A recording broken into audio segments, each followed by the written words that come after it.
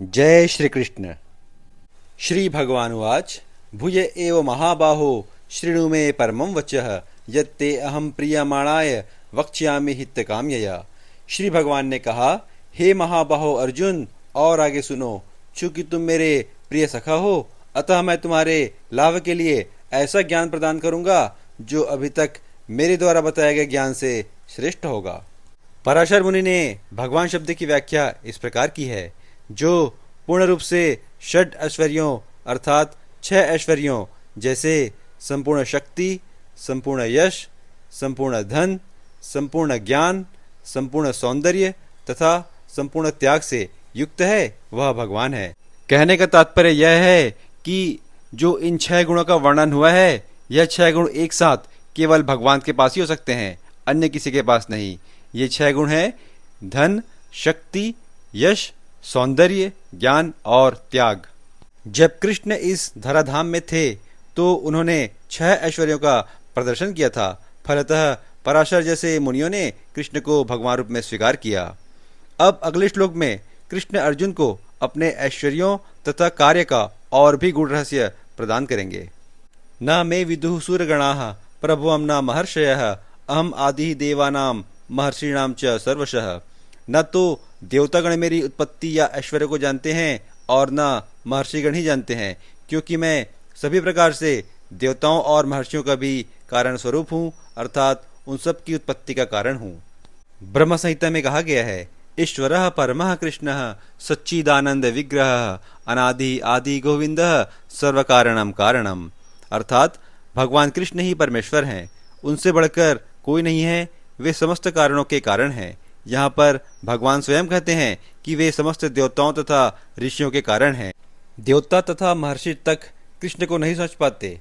जब वे उनके नाम या उनके व्यक्तित्व को नहीं समझ पाते तो इस क्षुद्र लोक के तथाकथित विद्वानों के विषय में क्या कहा जा सकता है। यो माम अजम अनादिम च वेत्ति लोक महेश्वरम असमूढ़ समर्त्येषु सर्वपापय्य प्रमुच्यते। जो मुझे अजन्मा अनादि समस्त लोकों के स्वामी के रूप में जानता है, मनुष्यों में केवल वही मोह रहित है और समस्त पापों से मुक्त है। इस श्लोक के वेत्ति लोक महेश्वरम शब्दों से सूचित होता है कि मनुष्य को यह जानना चाहिए कि भगवान कृष्ण ब्रह्मांड के सभी लोकों के परम स्वामी हैं। इस श्लोक में भगवान कृष्ण को अजन्मा कहा गया है। अतः आपके मन में यह प्रश्न उत्पन्न हो सकता है कि यदि वे अजन्मा हैं तो उन्हें देवकी पुत्र क्यों कहा जाता है। इसका उल्लेख श्रीमद् भागवत महापुराण में किया गया है। जब वे देवकी तथा वसुदेव के समक्ष प्रकट हुए थे तो एक सामान्य शिशु की तरह नहीं जन्मे थे, वे अपने चतुर्भुज रूप में प्रकट हुए थे। उनके इस चतुर्भुज रूप को देखकर देवकी तथा वसुदेव ने उनकी स्तुति की, उनकी आराधना की और फिर निवेदन किया कि अब आप अपने इस चतुर्भुज रूप को छिपा लीजिए और एक शिशु का रूप धारण कीजिए। बुद्धि ज्ञानम असमोह क्षमा सत्यम दमः शमः सुखम दुखम भवो अभावो भयम च अभयम एव च।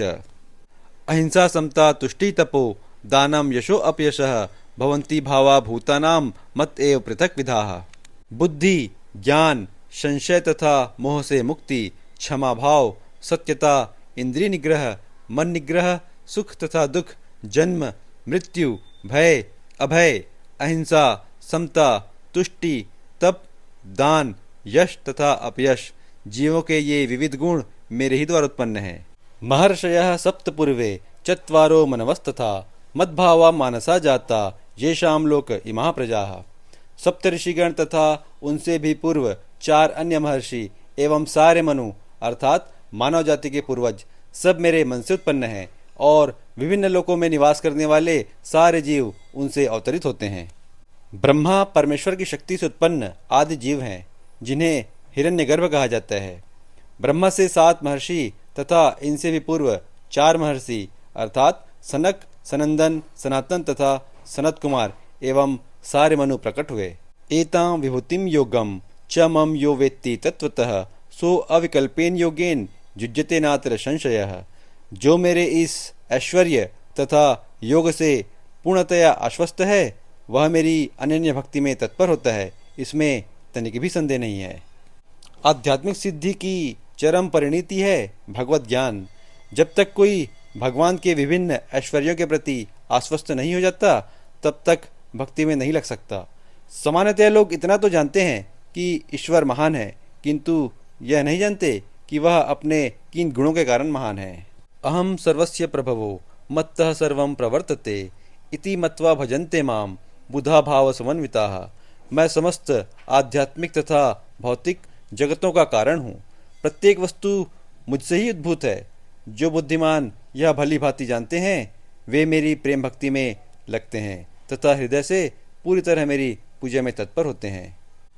मच्चित्ताः मद्गत प्राणाः बोधयन्तः परस्परम कथयन्तः च माम नित्यम तुष्यन्ति च रमन्ति च। मेरे शुद्ध भक्तों के विचार मुझ में वास करते हैं। उनके जीवन मेरी सेवा में अर्पित रहते हैं और वे एक दूसरे को ज्ञान प्रदान करते हैं तथा मेरे विषय में बातें करते हुए परम संतोष तथा आनंद का अनुभव करते हैं। तेषां सतत युक्तानां भजतां प्रीतिपूर्वकं ददामि बुद्धि योगम तम येन माम उपयान्ति ते। जो प्रेम पूर्वक मेरी सेवा में निरंतर लगे रहते हैं उन्हें मैं ज्ञान प्रदान करता हूँ जिसके द्वारा वे मुझ तक आ सकते हैं। इस श्लोक में बुद्धि योगम शब्द अत्यंत महत्वपूर्ण है। बुद्धि योग कृष्ण भावना अमृत में रहकर कार्य करने को कहते हैं और यही उत्तम बुद्धि है। जब कोई भगवत धाम को जाना चाहता है और भक्ति में वह कृष्ण भावना अमृत को ग्रहण कर लेता है तो उसका यह कार्य बुद्धि योग कहलाता है। दूसरे शब्दों में बुद्धि योग वह विधि है जिससे मनुष्य भवबंधन से छूटना चाहता है। तेषाम एव अनुकंपा अर्थम अहम अज्ञानजम तमः नाशयामि आत्मभाव स्थः ज्ञानदीपेन भास्वता। मैं उन पर विशेष कृपा करने के हेतु उनके हृदयों में वास करते हुए ज्ञान के प्रकाशमान दीपक के द्वारा अज्ञानजन्य अंधकार को दूर करता हूँ। पिछले श्लोक में भगवान ने कहा था, जो मेरी प्रेम पूर्वक सेवा करने में निरंतर लगे रहते हैं मैं उन्हें ज्ञान प्रदान करता हूँ। इस श्लोक में भगवान कहते हैं कि मैं उनके हृदयों में वास करता हूँ और ज्ञान के प्रकाशमान दीपक के द्वारा अज्ञानजन्य अंधकार को दूर करता हूँ। अर्जुन उवाच परम ब्रह्म परम धाम पवित्रम परमं भवान पुरुषं शाश्वतं दिव्यम आदिदेवम अजम विभुम। आहुः त्वां ऋषयः सर्वे देवर्षिः नारदस्तथा असितो देवलो व्यासः स्वयं चैव ब्रवीषि में।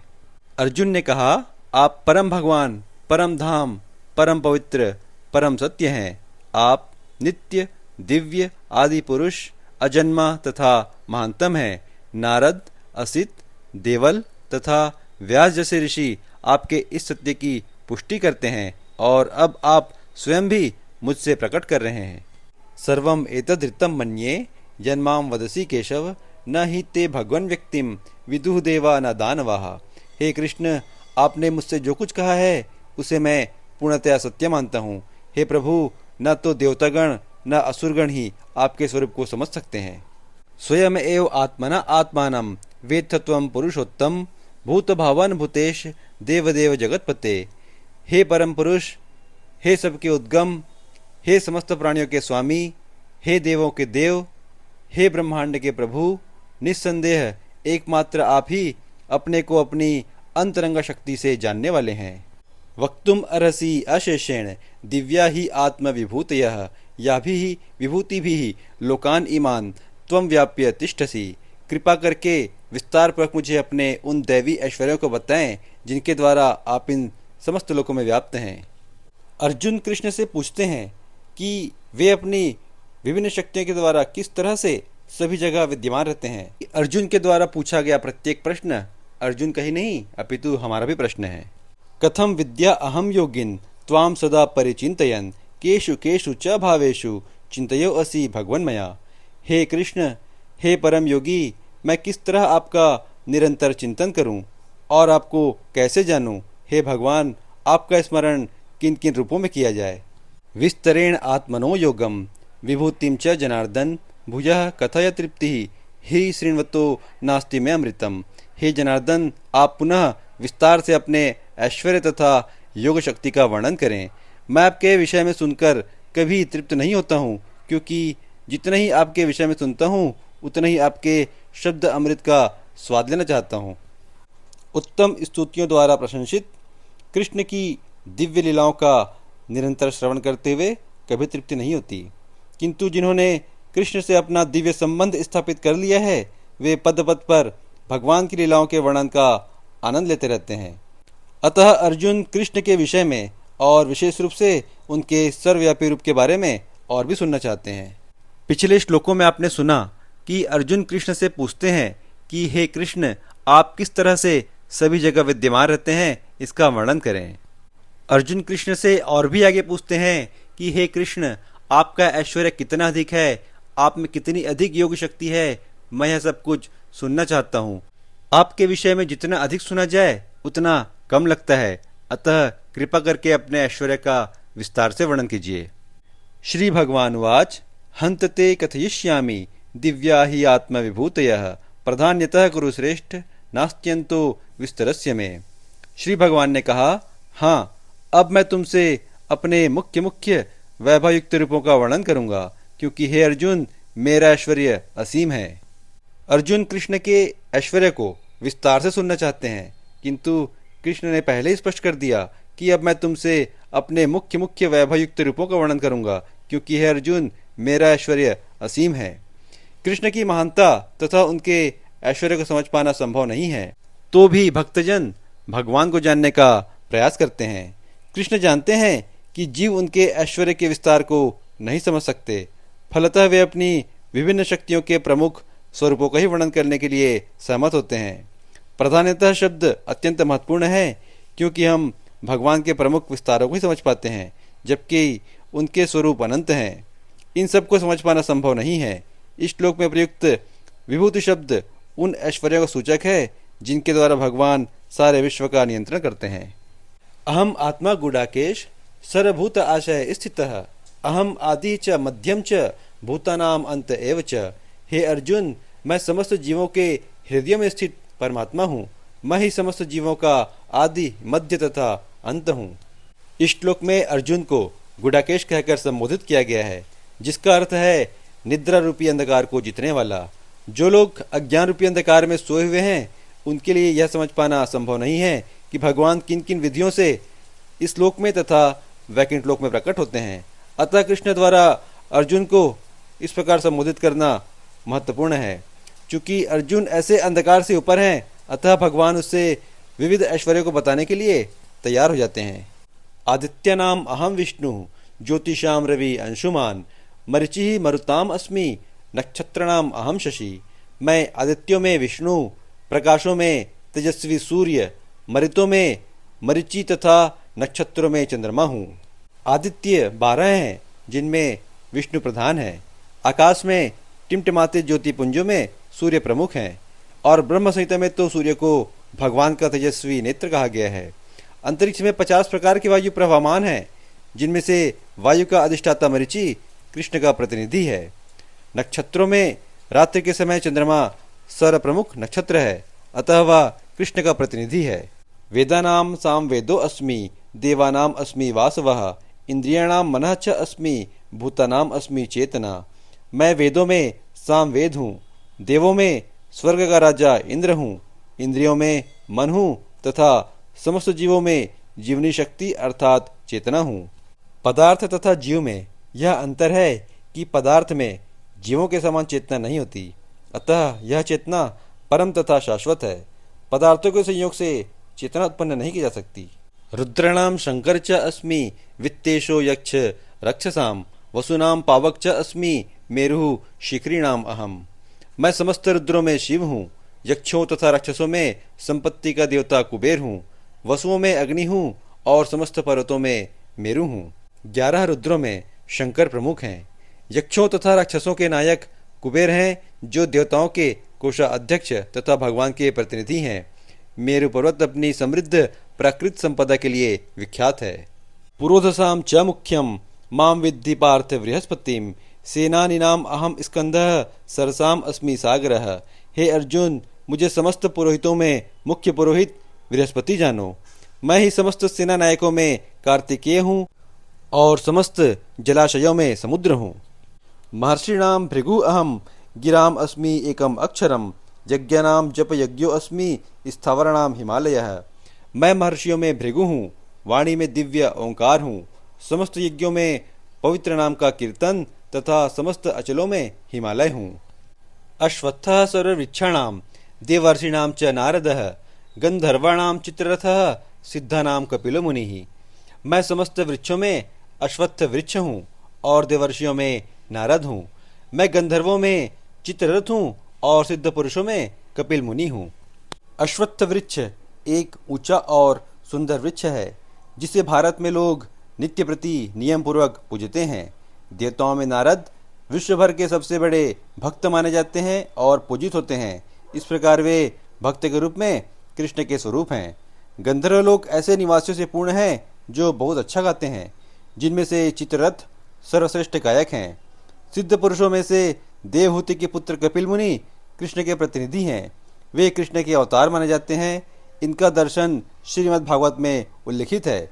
बाद में भी एक अन्य कपिल प्रसिद्ध हुए, किंतु वे नास्तिक थे। इन दोनों में बहुत अंतर है। उच्चैः श्रवसम अश्वानाम विद्धिमाम अमृतो उद्भवम ऐरावतम गजेंद्राणाम नरणाम च नराधिपम। घोड़ों में मुझे उच्चैः श्रवा जानो, जो अमृत के लिए समुद्र मंथन के समय उत्पन्न हुआ था। गजराजों में मैं ऐरावत तथा मनुष्यों में राजा हूँ। सागर मंथन में अमृत के साथ साथ अनेक पशु भी उत्पन्न हुए थे। इनमें उच्चैः श्रवा नाम का एक घोड़ा भी था। इसी अमृत के साथ एक अन्य पशु ऐरावत हाथी भी उत्पन्न हुआ था। चूंकि ये दोनों पशु अमृत के साथ उत्पन्न हुए थे, अतः इनका विशेष महत्व है और ये कृष्ण के प्रतिनिधि हैं। मनुष्य में राजा कृष्ण का प्रतिनिधि है, क्योंकि कृष्ण ब्रह्मांड के पालक हैं और अपने दैवी गुणों के कारण नियुक्त राजा भी अपने राज्यों के पालन करता होते हैं। आयुधानाम अहम वज्रम धेनुनाम अस्मि कामदुक प्रजनः च अस्मि कंदर्पः सर्पाणाम अस्मि वासुकी। मैं हथियारों में वज्र हूँ, गायों में सुरभि हूँ, संतान उत्पत्ति के कारणों में प्रेम का देवता कामदेव हूँ तथा सर्पों में वासुकी हूँ। वज्र अत्यंत बलशाली हथियार है और यह कृष्ण की शक्ति का प्रतीक है। गोलोक में स्थित गायें सुरभि कहलाती हैं और उनसे जितना चाहे उतना दूध प्राप्त कर सकते हैं। निस्संदेह इस जगत में ऐसी गाय नहीं मिलती। कंदर्प काम वासना है जिससे अच्छे पुत्र उत्पन्न होते हैं। कभी कभी केवल इंद्रिय तृप्ति के लिए संभोग किया जाता है, किंतु ऐसा संभोग कृष्ण का प्रतीक नहीं है। अच्छी संतान उत्पत्ति के लिए किया गया संभोग कंदर्प कहलाता है और वह कृष्ण का प्रतिनिधि होता है। अनंत च अस्मि नागानाम वर्णो यादसाम अहम पितृणाम अर्यमा च अस्मि यमः संयमताम अहम। अनेक फणों वाले नागों में मैं अनंत हूँ और जलचरों में वरुण देव हूँ। मैं पितरों में अर्यमा तथा नियमों के निर्वाहकों में मैं मृत्युराज यम हूँ। अनेक फणों वाले नागों में अनंत सबसे प्रधान है। इन्हें शेषनाग कहा जाता है और इसी प्रकार जलचरों में वरुण देव प्रधान है। ये दोनों कृष्ण का प्रतिनिधित्व करते हैं। इसी प्रकार पितृलोक के अधिष्ठाता अर्यमा है, जो कृष्ण के प्रतिनिधि हैं। ऐसे अनेक जीव हैं जो दुष्टों को दंड देते हैं, किंतु इनमें यम प्रमुख हैं, अतः वे कृष्ण के प्रतिनिधि हैं। प्रहलादः च अस्मि दैत्यानां कालः कल्यताम अहम मृगाणां च मृगेंद्रो अहम वैनतेय च पक्षिणाम।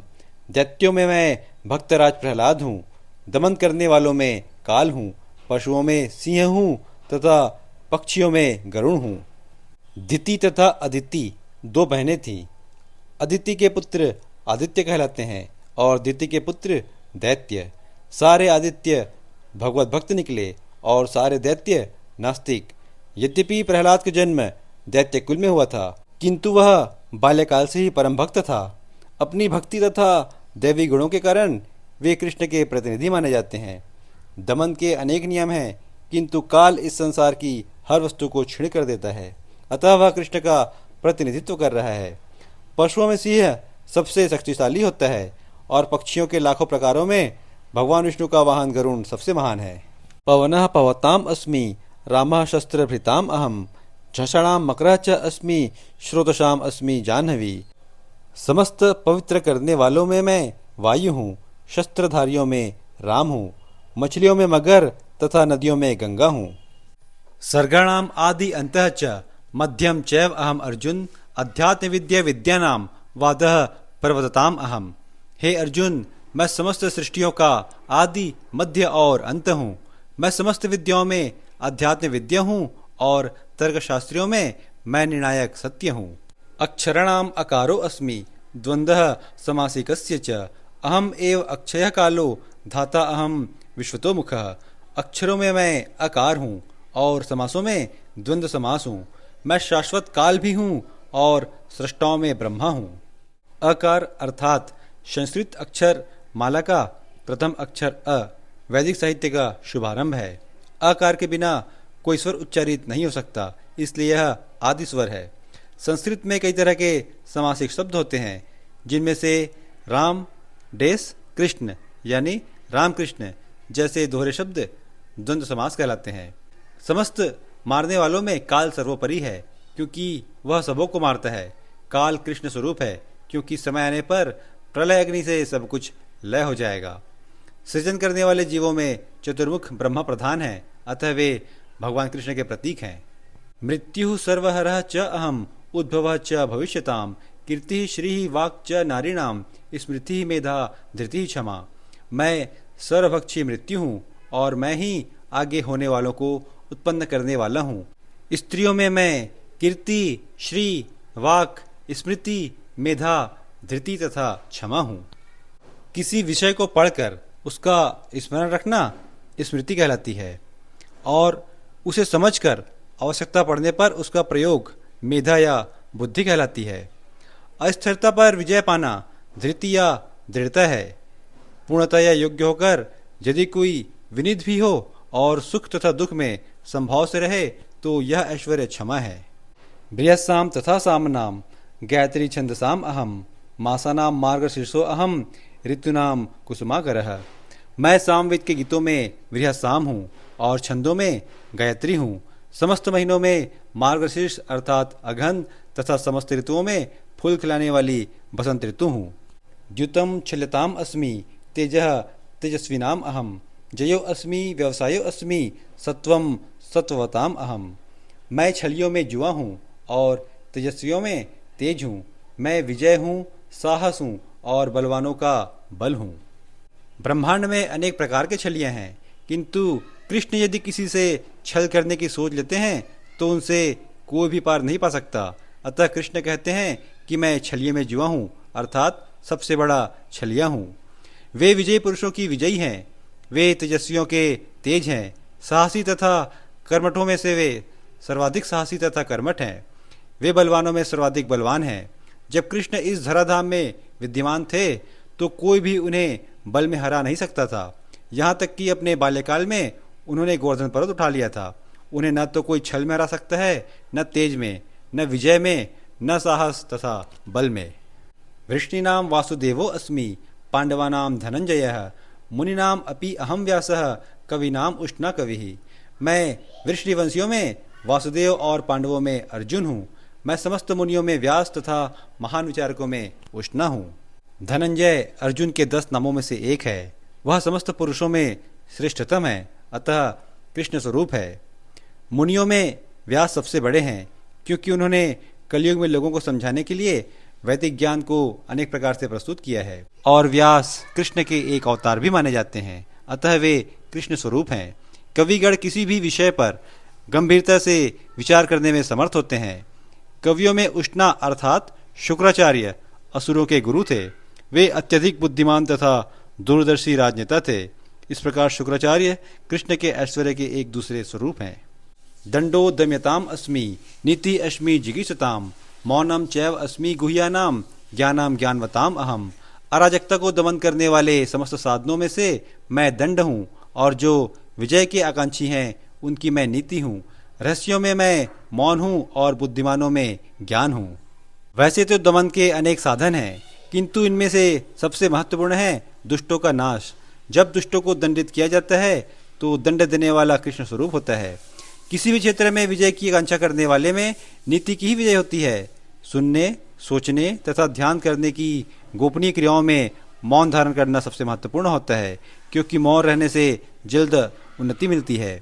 ज्ञानी व्यक्ति वह है जो पदार्थ तथा आत्मा में भगवान की परा तथा अपरा शक्तियों में भेद कर सके। ऐसा ज्ञान साक्षात कृष्ण है। यच्च अपि सर्वभूतानां बीजम तत् अहम अर्जुन न तत् अस्ति विना यत्स्यात्मया भूतम चराचरम। यही नहीं हे अर्जुन, मैं समस्त सृष्टि का जनक बीज हूँ। ऐसा चर तथा अचर कोई भी प्राणी नहीं है जो मेरे बिना रह सके। न अंतो अस्मि मम दिव्यनाम विभूतिनाम परंतप एषः तु उद्दिष्टः प्रोक्तो विभूतेः विस्तारो मया। हे परंतप, मेरी देवी विभूतियों का अंत नहीं है। मैंने तुमसे जो कुछ कहा वह तो मेरी अनंत विभूतियों का संकेत मात्र है। जैसा कि वैदिक साहित्य में कहा गया है, यद्यपि परमेश्वर की शक्तियां तथा विभूतियां अनेक प्रकार से जानी जाती हैं, किंतु इन विभूतियों का कोई अंत नहीं है। अतएव समस्त विभूतियों तथा शक्तियों का वर्णन कर पाना संभव नहीं है। अर्जुन की जिज्ञासा को शांत करने के लिए केवल थोड़े से उदाहरण प्रस्तुत किए गए हैं। यत यत विभूति मत सत्वम श्रीमत ऊर्जितम एव वा तत्तत एव अगच्छ त्वम मम तेजो अंश संभवम। तुम जान लो कि सारा ऐश्वर्य, सौंदर्य तथा तेजस्वी सृष्टियां मेरे तेज के एक स्फुलिंग मात्र से उद्भूत हैं। अथवा बहुना एतेन किम ज्ञातेन तव अर्जुन विष्टभ्य अहम इदम कृष्णम एक अंशेन स्थितो जगत। किंतु हे अर्जुन, इस सारे विशद ज्ञान की आवश्यकता क्या है? मैं तो अपने एक अंश मात्र से संपूर्ण ब्रह्मांड में व्याप्त होकर इसको धारण करता हूँ। श्रीमद् भगवद गीता का 10वां अध्याय श्री भगवान का ऐश्वर्य पूर्ण हुआ। गीता के श्लोकों को क्रमशः सुनने के लिए आप हमारे प्लेलिस्ट पर जा सकते हैं। राधे राधे।